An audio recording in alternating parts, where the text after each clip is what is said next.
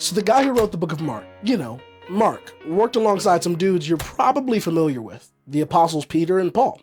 Now, Mark especially spent a lot of time with Peter. If you think about it, Peter was a great guy to spend time with because he had spent lots of time with the greatest guy ever. That's Jesus. Now, as a part of Jesus' inner circle of disciples, Peter had a front row seat to Jesus' ministry. Peter saw all kinds of things that convinced him that Jesus was worth following, no matter what. Now, you may be thinking, why are we talking about Peter? Are we supposed to be talking about the book of Mark? Like the one that Mark wrote? Well, yes, but here's the thing. Most scholars believe that the Gospel of Mark is a collection of Peter's eyewitness stories of Jesus' life, death, and resurrection. Mark gathered all of Peter's experiences and recorded them, including the time Jesus invited Peter to follow him, the time that Jesus healed Peter's mother-in-law, the time Peter firmly declared to Jesus, "You are the Christ," and the time when Peter denied he knew Jesus at all. There are definitely some significant references to Peter in the book of Mark, so keep an eye out for those.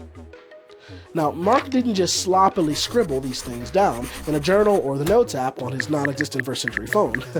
Instead, he carefully ordered and communicated the things that Peter saw so that other people could read about them and know for certain what he and Peter already knew. Jesus is the Son of God.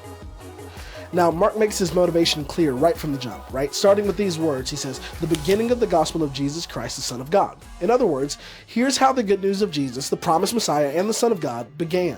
Mark wants his readers to know that Jesus isn't just some interesting teacher, not some magician who could perform miracles, not just some rebel. He's the rescue plan God promised, the Son of God, and he is the good news for the world.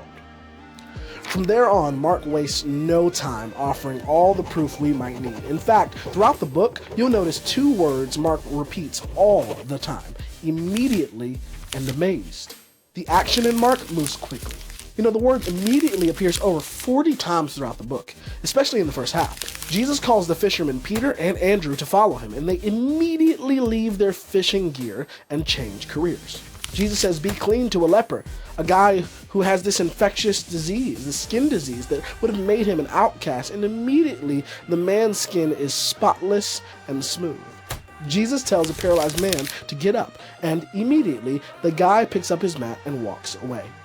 Jesus tells a storm to stop storming, and immediately the wind goes still. It's clear that Jesus' word is immeasurably powerful, bringing an instant reaction. The use of the word immediately points out how intentional and impactful Jesus' ministry was. Jesus wasn't just meandering around without a purpose. He was walking out God's rescue plan for the world without hesitation. As Mark shares Peter's testimony of Jesus, he also records the reactions of the crowds who witness the stuff Jesus says and does.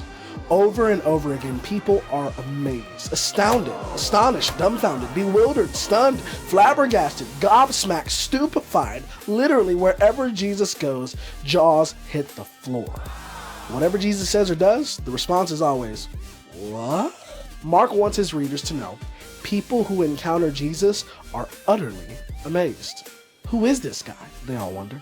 Even Jesus' disciples sometimes struggle to digest his true identity. Like after he calms the storm in chapter 4, they say to one another, "Seriously, who is this guy?"